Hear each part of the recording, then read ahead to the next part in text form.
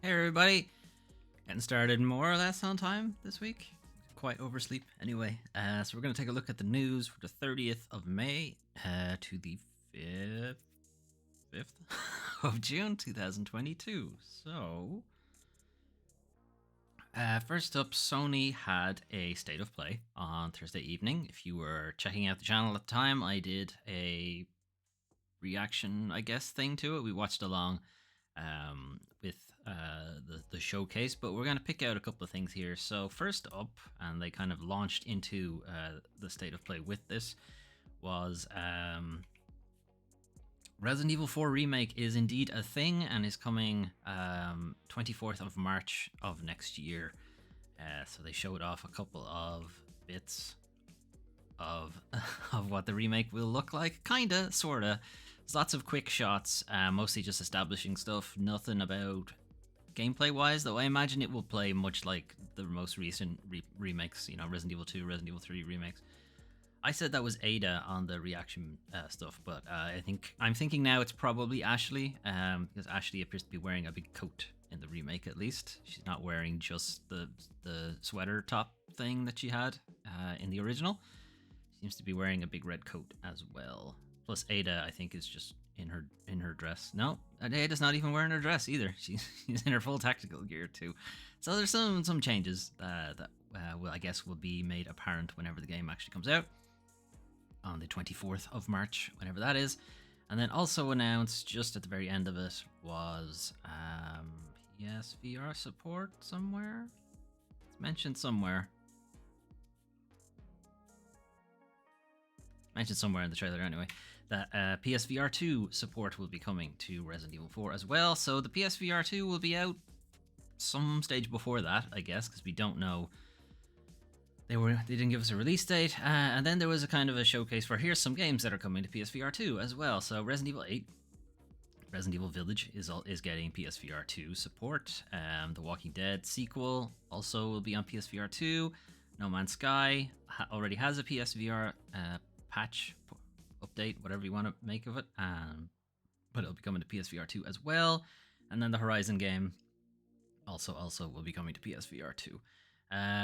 Sony did say there'd be like 20 games when the PSVR 2 launches, whenever that is. Again, they didn't give us a release date for when that is, but that's a sampling of them. Spider-Man Remastered is coming to PC, so continuing Sony's PC ports, Spider-Man, it seems, will be the next one. Then we had a bit of a look at Stray, the cat game, coming out in July 19th. The cat game will be available for everyone to play.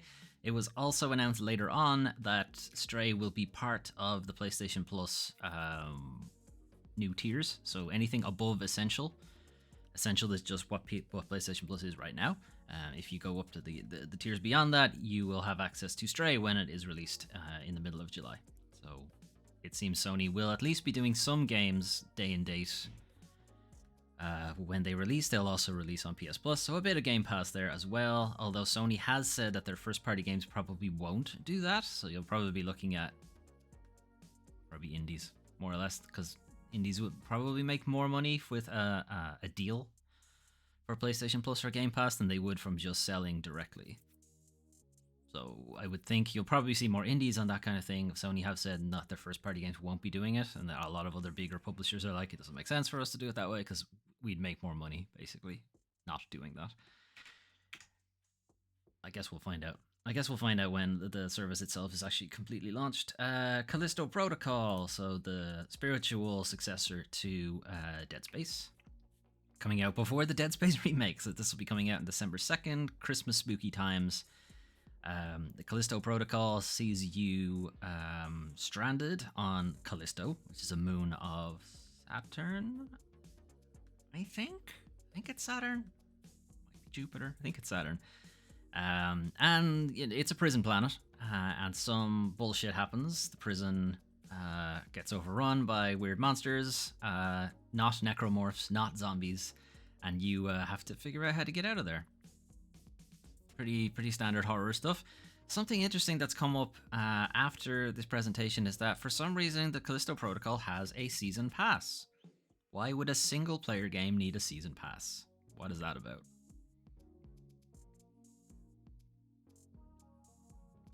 It's not like thinking about it now. I think I was thinking of Battle Pass or like your typical multiplayer season pass thing where, you know, there's skins and shit and resources and whatever. But I'm thinking now it's probably just like a DLC thing. You know, the older season passes before the multiplayer stuff all showed up. All right. Anyway, that's Callisto Protocol, December 2nd of this year. Rollerdrome. I won't click into these. Rollerdrome is Tony Hawk's Pro Skater but guns. Looks interesting. August 16th, so out soon enough. I'm just hoping it's single player. Actually, I will click into it. I'm just hoping it's single player because it does look like an interesting concept. I just don't want it to turn into a multiplayer arena shooter thing, but it does seem like it's probably a single player thing. We skip to gameplay. So you've got like a bit of slow-mo, you can do tricks on your roller skates, and then also, you know, into slow-mo bullet time stuff as well. So it's pretty cool looking. I'm just hoping it doesn't turn into a multiplayer thing. Eternights looks like a JRPG slash dating sim is what they're going for here, but it does have a bit of the more Soulsy style combat in that you have the characters like fully in the middle of the screen, one-on-one with big enemies kind of thing. That's probably a bad way to explain how Souls works, but there's also a bunch of quick time shit as well, so you're swapping between characters. It's not clear if you're only ever one character or if you're taking a party into a dungeon or what's happening there.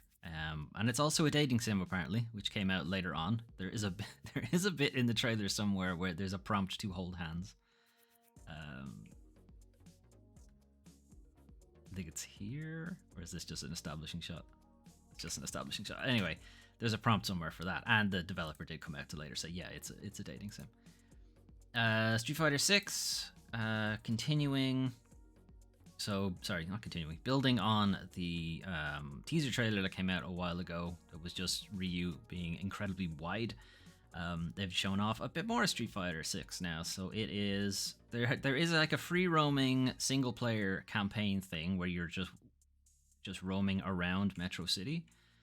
So for a second it made me think, what, hang on, is this actually Final Fight and not Street Fighter? But no, there's a Final Fight like bit to the game where you can run around, interact with people, and when you get into fights, it turns into Street Fighter. So it's not like the fully 3D kind of Final Fight thing.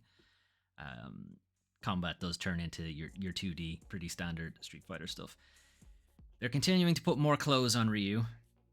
Not only does he have sandals now, he has this kind of, I don't know, raggedy cape. There has been a leak from like the full roster. Actually, Street Fighter 6 has suffered considerable leaks over the weekend.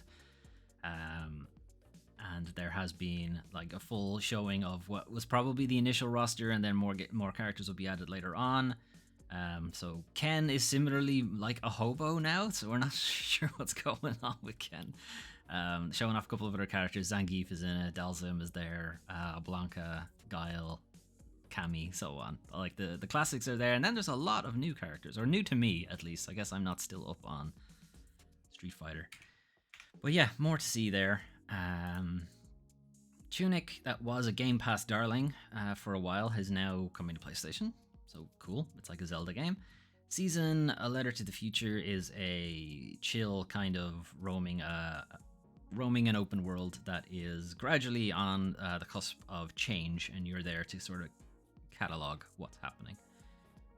And then the final trailer, one more cool thing before we go, was the Final Fantasy 16 trailer, showing off a bunch of gameplay now, because we had gotten a pretty big introduction to the world, some of the characters and so on, and then this trailer was like, okay, here's how the game actually plays.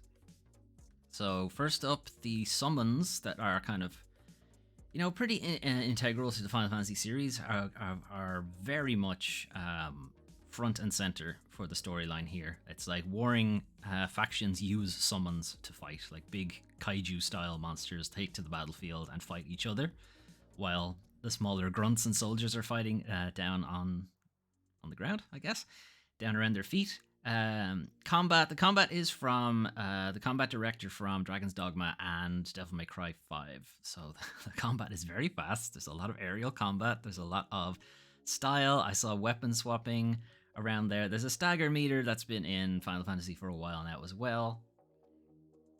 So that says to me long drawn out combat, to be honest. But there's a lot of like one-on-one fights that we're seeing here. Like there's not too many party-based stuff. It seems to be you're by yourself, which is, again, not very Final Fantasy, but how would you do... Like, I've seen multiplayer mods for Devil May Cry and stuff like that, and it's just nuts. It's just chaos, so I'm not surprised, exactly. But still. And the summons look incredible, to be honest. So yeah, more of this, please. We got a release window for Final Fantasy 16, which is next summer of next year. Summer 2023. That's all we know. Season is autumn of this year. Tunic is September, end of September this year. Street Fighter 6 2003 next year. Eternights is the same, and I think I said the dates for the rest of them. So yeah, that was the state of play. If you want a fuller, more fleshed out me talking over trailers, basically there is a VOD of the full thing over on YouTube and still on Twitch as of time of recording. Moving on, though, so some updates this week that weren't from the state of play. BioWare have announced the name for Dragon Age 4. It'll be Dragon Age Dreadwolf. You'll notice there's no number there. And they haven't really done numbers since Dragon Age 2, really. It was Dragon Age Origins, Dragon Age 2, then Dragon Age Inquisition, then Dragon Age Dreadwolf. So they're not doing numbers. But this is Dragon Age 4, if you like. And that's it. That's all they have to say about it. I don't think there's going to be a trailer or gameplay. This is from Jeff Grubb, who is... No, sorry, not from Jeff Grubb. This is from... No, it is from Jeff Grubb. I thought this was attributed to an actual BioWare developer, but I guess it wasn't. Anyway, there isn't a trailer about it. It's just, yeah, it's called Dreadwolf, and it is very purple. For people who may be familiar with the Dragon Age universe, the Dreadwolf is, of course, the world ender, the world eater of mythology in Dragon Age stuff. They're also a character from, or a party member from Dragon Age Inquisition, so there's a bit of betrayal going on here, and how that will actually play out in the actual game. Are you still playing as the Inquisitor from the first game? Are you playing as a brand new character? Think you're playing as a brand new character. And then interestingly, I would wonder how... So for Dragon Age Inquisition, Dragon Age had a keep system, which was how you could basically say what happened in the first two games. You know, what story stuff happened in them, without having to go back and play them, without having to like keep a save, because there was a big distance between Dragon Age 2 and Dragon Age Inquisition. Not like Mass Effect. Although Mass Effect did have something similar, in that there was like a comic you could do just do Mass Effect 1 and then just play Mass Effect 2 and 3. But anyway, for Dragon Age, they had the Dragon Age Keep, which was, okay, you don't need to play Dragon Age 1 and 2 again, or for the first time, or whatever. Just tell us what happened. You know, here's the major story events from the game. Tell us what happened, or you could import your save as well if you wanted to, if you still had it. It's been a really long time since Inquisition and Dragon Age Origins and so on. None of them have been remade or remastered. Dragon Age Origins would have been PS3. Dragon Age 2 would have been PS3, so there's not an easy way to play them again, at least for PlayStation. Xbox, fine. Backwards compatibility. PC, always fine. Not an easy way for PlayStation players to do that, so... I don't know what they're going to do. Are they going to update the Dragon Age Keep for that? Prince of Persia: Sands of Time remake no longer targeting fiscal year 2023, which I think is this year? This year up to April of next year? Is fiscal year 2023, or is it the year after? I don't know. Fiscal years are weird. They end in March for some reason. Anyway, Ubisoft has announced that Prince of Persia Remake is no longer targeting fiscal year 2023. This is as a response to a bunch of retailers delisting the Sands of Time remake off their store, reaching out to people who would pre-order it and be like, yeah, the game's like, we don't know when it's coming out, so just like a heads up, or if they were one of those shops that did the deposit thing for pre-orders, maybe they gave their money back. I don't know. But Ubisoft basically saying the game has not been cancelled. We just don't know when it's coming out. So it's no longer targeting the next fiscal year. We don't know when. This is like an indefinite, it'll be out at some point kind of thing. But allegedly they're still working on it. Reminder that when the game was shown off the first time, the response was that it looked kind of shit. So they were given extra time to work on that, and then it was delayed further, and then delayed further again, and then it was eventually given to a different studio, and then delayed indefinitely, and then this is kind of, it's been delisted as well from a bunch of shops. So Ubisoft basically saying, it's just delayed, it's coming eventually, we just don't know when. So that's that. Okay. It is the start of the month, which means PlayStation and Xbox have their monthly games. So PlayStation monthly games are God of War, the new reboot, if you like, 2018. I think it was 2018. Shinobi Striker, Naruto game, and Nickelodeon All-Star Brawl. So God of War, I think a lot of you should probably be familiar with, but it was a big tentpole blockbuster for Sony. A big return for Kratos and so on. It's a pretty fun third-person combat exploration hack and slashy kind of thing. This trailer doesn't show too much gameplay. I think it's mostly story shit in this stuff. But anyway, yes, a very, very good game. If you're already on PSPlus, this was already a part of the PSPlus collection, and it will also be part of the PSPlus additional tiers, like the new update, the new PSPlus update thing. It'll be part of that too. But it's also for people in June.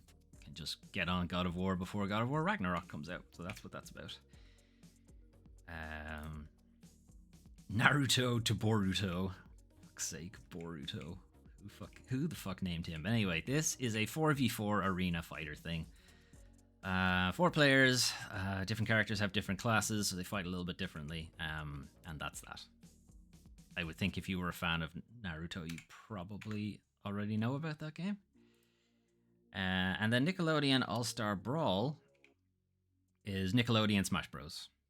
Basically, it's the Nickelodeon characters fighting in a 4-player, up to 4-player. No, yeah, I think it's up to 4-player arena fighter thing, or a character action fighter thing. So like, it's like Smash Bros. Or like the Multiversus thing that Warner Brothers put out. I'm kind of curious how Korra doesn't just annihilate everybody in this. The Avatar, you know?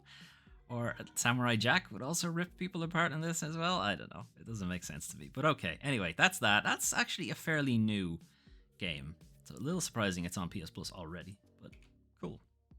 If you're into that kind of thing and have friends who actually want to play video games with you. Always helpful.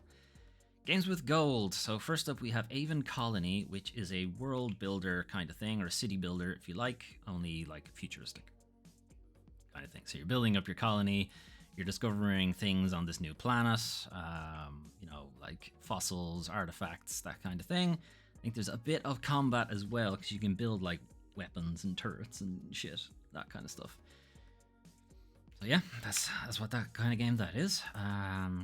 Project High Rise is another builder thing, but it's a tower builder. So if you've played like games like Tiny Tower and that sort of stuff, it's a bit like that, only considerably more fleshed out, and your towers can grow in like any shape you want, more or less. And it also has all of the different expansions. Like there's loads of different shapes you can put your tower in, and it's just managing people in the tower kind of thing. Super Meat Boy, probably familiar with. Super Meat Boy is a very, very hard and very punishing platformer. That was a Flash game, I think, at one point. Anyway, I'd be surprised if people who didn't want Super Meat Boy don't already own it, because it is pretty cheap at this point, both in price and in gameplay. And then Rascals is, I think, a party game. It's a party game racing type thing, but it's like old arcade racing thing. So you're in a race with up to 4 players. Lots of different characters. The characters have different abilities, I think, and it's more or less a race to the end. Just, you know, doing platforming, using your special abilities, and then you're either being chased by other things, other environmental hazards, and that kind of thing. To be honest, I don't know a whole lot about that game. And we have new releases. New releases this week. So first up is Souldiers. spelled wrong deliberately, which is a pixel art side-scrolling Metroidvania type thing. It looks gorgeous. Gameplay I've seen, it looks a bit jank, but the art is incredible, so I'm inclined to give it the benefit of the doubt. I'm curious if this will end up on the PSPlus tier thing. I'm kind of holding off on buying a lot of games just because I want to see what gets added. Because I'll almost certainly get the next tier of PSPlus. I might not go for the full tier because I want to know what the library is for the full tier, but I'll probably go for the next tier up just to get a bunch of extra games, I guess. But yeah, that's Souldiers. Then there's Silt, which is a kind of Limbo-like, a Tim Burton kind of thing. All of this art style is all hand-drawn. This is developed by 2 people. One person did all the art, and then one person did all the programming. So it's a pretty small indie team, and it's a bit janky, yeah, but it looks really cool. Like, you don't see too much of this kind of art style in video games in general. So there's a lot of Limbo going on because it is that kind of game. It's that kind of, here's a bunch of puzzles and pretty much every puzzle will kill you until you get it right. You know, a lot of trial and error until you figure out what it is exactly the game wants you to do. Again, another one that I think will probably end up on the PlayStation Plus service. So holding off on it for now. This is Behind the Frame. This is a narrative story thing where you are taking on the role of a painter who's getting ready for a big exhibition. So they're doing a bunch of art, and some story shit happens to them, and that's about all you can really talk about because everything else is a spoiler. And then Card Shark from Devolver Digital are publishing, and I forget the name of the developer now. Card Shark is a card game, kind of, but it's really more about how do you cheat at cards. Card Shark is mostly about cheating at card games. This trailer tells you nothing about how the game actually plays, but it is pretty much a card game, but you have a bunch of options for, stacking the deck or counting cards or, putting in your own cards, keeping stuff up your sleeve, that kind of thing. That's that kind of game. It's on Switch and PC, I think. I don't think it's on anything else. Okay. Right, it is now time to talk about the worst parts of video games, the video game industry. So, talking about Diablo Immortal. So, Diablo Immortal is the don't you guys have phones thing, where, they announced a new Diablo, but it was only for mobile phones. And people got really pissed off about that. But anyway, it's out now. It's free to play. You can check your Android or iPhone stores. I'm sure you'll find it if you really want to. However, before you do that, you might want to hang on and listen to some of this stuff. So, Diablo Immortal reportedly won't launch in 2 countries due to loot box legislation. So, what's the issue there? Basically, it is not launching in either the Netherlands or Belgium due to the current operating conditions in these countries. So they didn't come out and say it's because of the loot box legislation that both of those countries have. Basically, their legislation is they can't be there. If they're going to be there, you need to rate the game as 18s plus. And I think there's something about if loot boxes are going to be in it, they need to pass some kind of wellness check or something for like that, and Activision were like, oh, fuck that, we're just not going to release the game out there. So players in both areas were able to pre-register. However, the option to pre-register was later removed when the release date was actually announced. The loot boxes in the game are against the law in your country, so unless the gambling restrictions change, the game will not be released in the Netherlands and Belgium. Post read from a Blizzard employee who was on the Diablo Immortal subreddit. So it's not officially from Blizzard or Activision to say it's because of loot boxes. This is all they said, the current operating conditions in these countries. But an actual employee also said that, it's because of the loot boxes. So that's that. So there's loot boxes in the game, and they're bad enough that they don't pass the legislation in either the Netherlands or Belgium. But hey, it gets worse. Because maxing out a Diablo Immortal character could reportedly cost up to $110,000 US. Not only that, but the game's highest tier currency appears to only be available via loot boxes. You can't buy it. You can't buy it outright. You have to buy a loot box to get it. So from Game Rant, The highest tier of currency, legendary gems, the premium currency in the game, which can be used to upgrade a character in the post-game, can't currently be earned by free-to-play players. The only way to get that currency is to buy it. It doesn't come as part of like quest rewards or stuff like that. You have to spend money in order to upgrade a post-game character, which is like a big deal for Diablo, like the post-game stuff. That's like almost half the game is post-game. Anyway, thus fully upgrading a post-game character would cost $110,000 worth of gems, but it gets worse because you can't just buy the gems outright.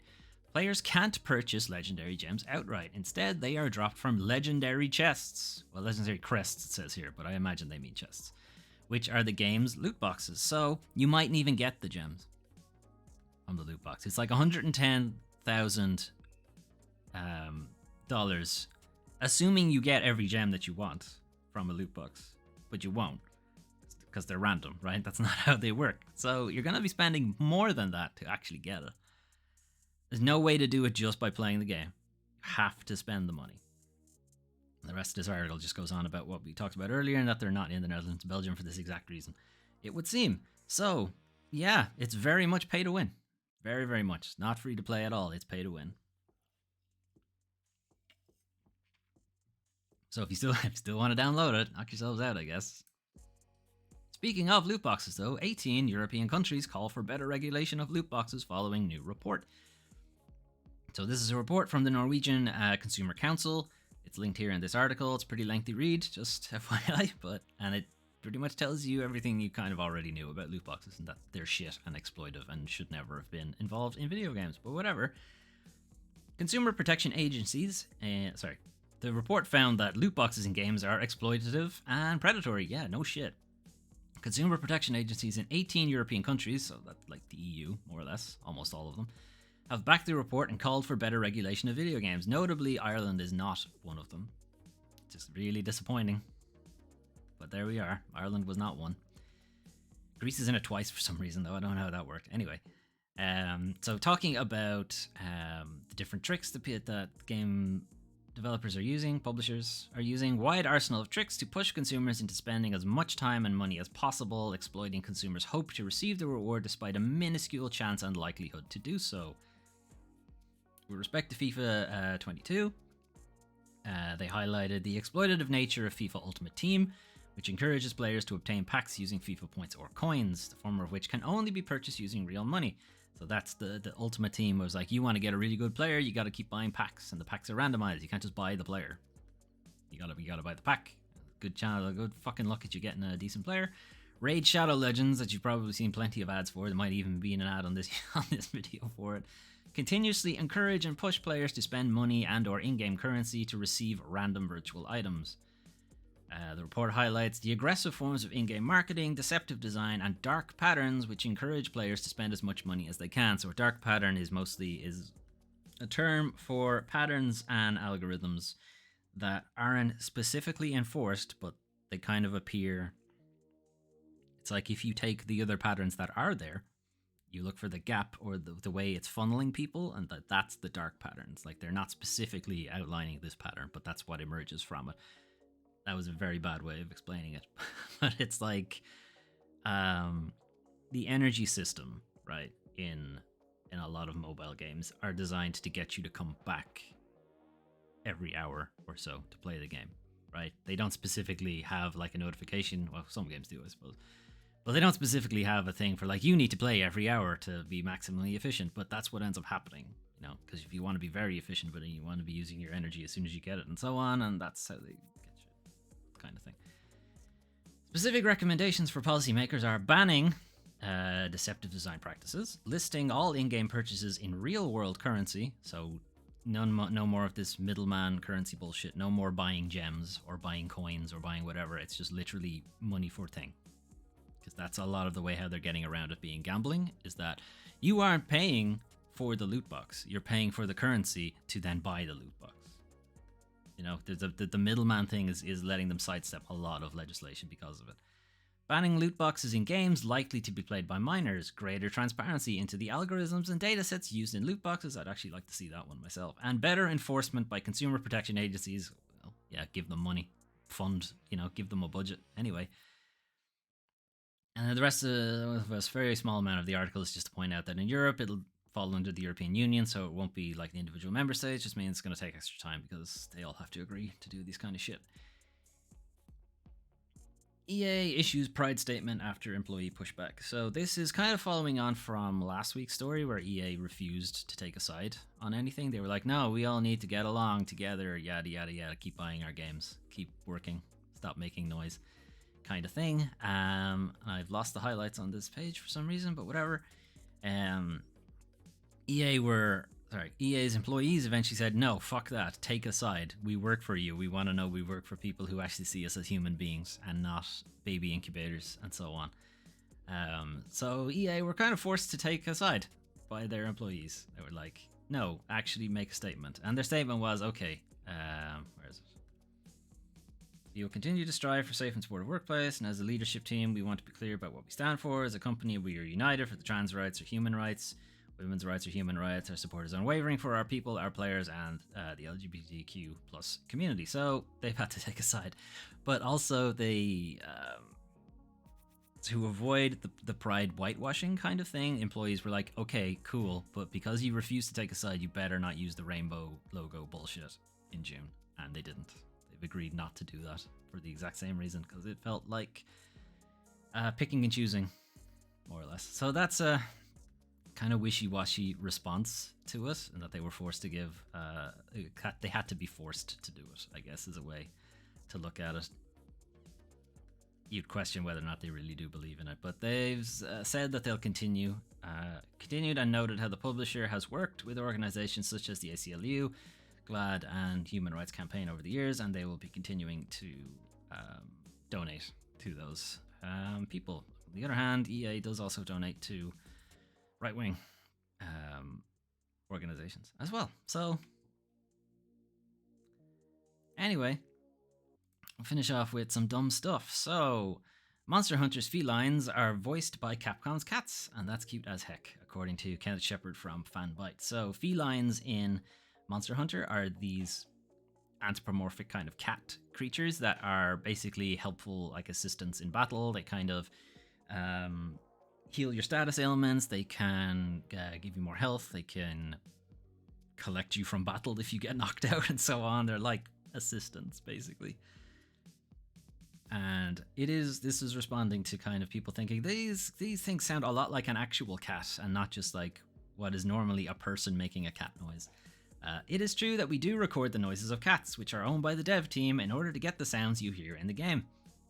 But because cats are famously uncooperative, usually we try and record them when they're in a good mood, and they'll make some nice meowing noises for us.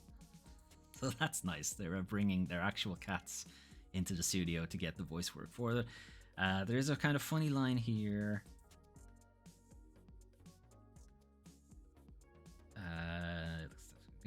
But with edit the base voice for instances, it needed a voice line for things it couldn't recreate, such as a palico being attacked by a monster. So a palico is what the assistant feline things are called. Palico is like a title.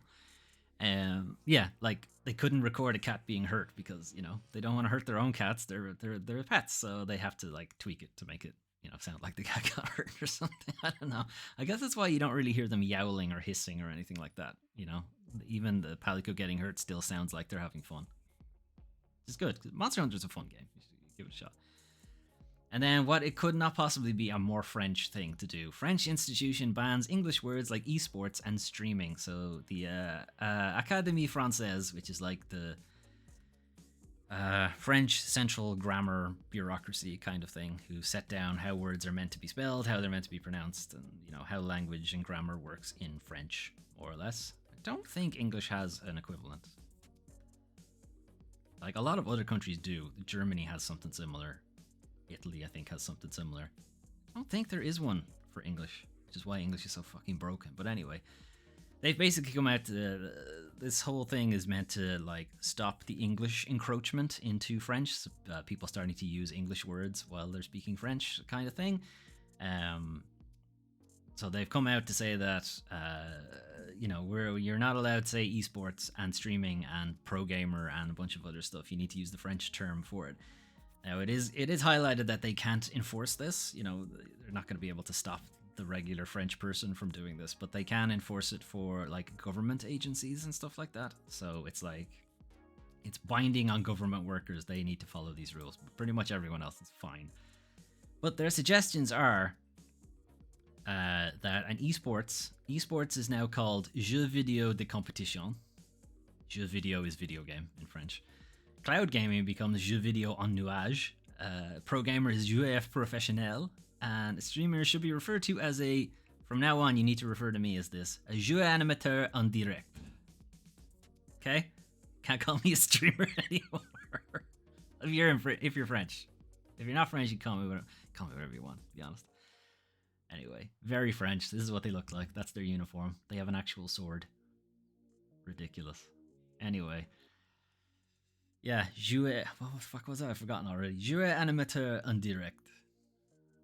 How's my accent? Fucking awful, probably. Anyway. What will we leave? What will we leave to play in the background? Let's put Souldiers in the background. Right, anyway, that was the news for 30th of May to the 5th of June 2022. So Sony's state of play for June 2022 is pretty good. Ordinarily it is usually, fuck's sake, disappointing and underwhelming for the most part. The vast majority of state of plays recently have been shit. But this one was pretty damn good. Came out of the gate with Resident Evil 4, like, okay, this is setting the tone, holy shit. Lots of PSVR 2 stuff. I know, like, looking around Twitter and in my own chat, people in PSVR 2 don't particularly care all that much. I do. I want VR to do well, to be honest. I want the technology to continue and get better and become more user-friendly. Like, we're very much at the teething stages for VR, you know, because it's still onerous to use, you know. But the only way it gets better is if more people use it. You know, it has to be given the time to flesh that sort of stuff out, and I would like to see that happen. You know, I want full-on holodeck shit from Star Trek. You know, this is how we get there. It starts with this kind of technology. Anyway, Final Fantasy 16 also looks incredible, and then Eternights looks interesting. I just kind of want to see how it plays out. Rollerdrome. Again, similarly, I just want to see how the game actually functions. Actual gameplay. Callisto Protocol, sure. I've been really wanting to replay the Dead Space series for a good while now, and their spiritual successor will do just fine for that. Tunic, again, it was a game I was thinking that I would have to get an Xbox to play it, but I don't now because it's on the PlayStation, so that's good. I'm still shocked it's not on Switch. Like, it's Zelda. It pretty much is Zelda, except you're a fox. Like, anyway, and then the industry bullshit. Like, it's not surprising that Diablo Immortal is free to play, pay to win garbage. Like, I think we all sort of expected that's what was going to happen. The Lootbox report won't go anywhere.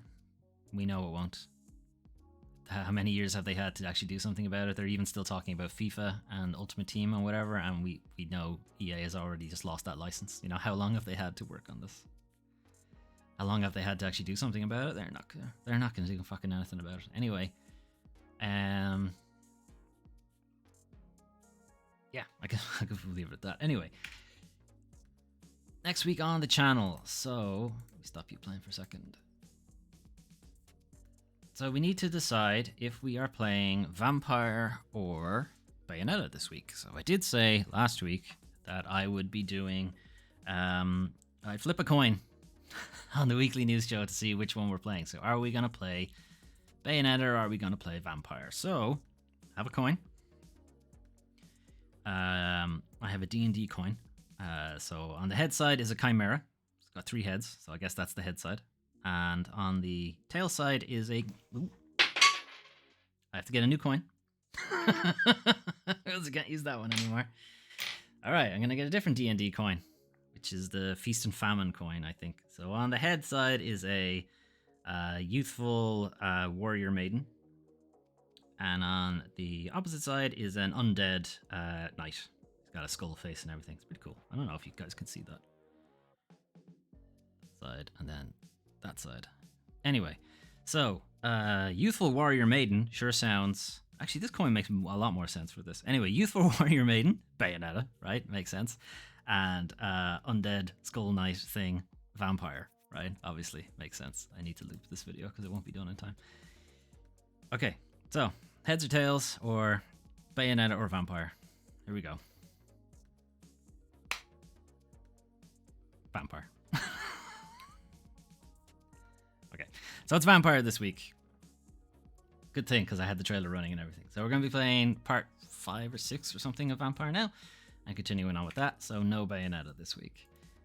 We will continue read-only memories. I did think that we would have finished it last session, but I got really pissed off with the last puzzle, and we had already gone well over stream time at that point. I was going to push ahead to think, okay, we might actually finish this soon, and that last puzzle just was a pain in the hole because I couldn't figure out what was going on in it. But I have since played a little bit of that puzzle, replayed it a couple of times. I think I know what I'm supposed to do now, so we should be good. We should be good going forward for 2064.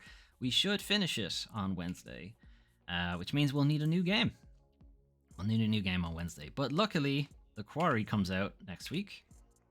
So The Quarry is from Supermassive Games, Until Dawn people.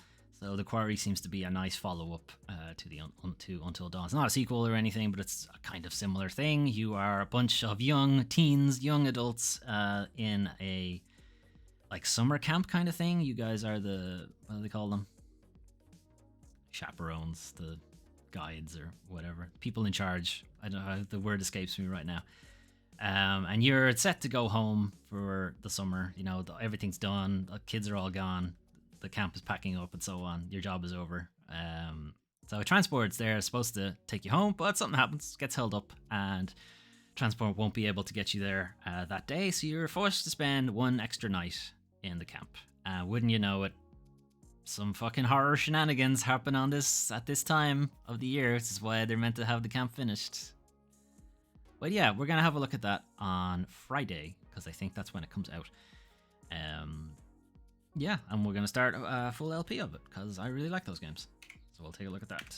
And then Saturday, we will keep continuing Xenoblade because we're going to be on Xenoblade for a very long time. Yesterday, we played a bit of it again. So we have now recruited our second last party member, Riki, the Nopon hero, or the hero pawn, who is a very fun character, and I really like them. But we are gradually making our way up to the head of the Bionis. We're on somewhere in and around its shoulders at the moment, and we finish the stream. We'll be at the head basically the next Saturday.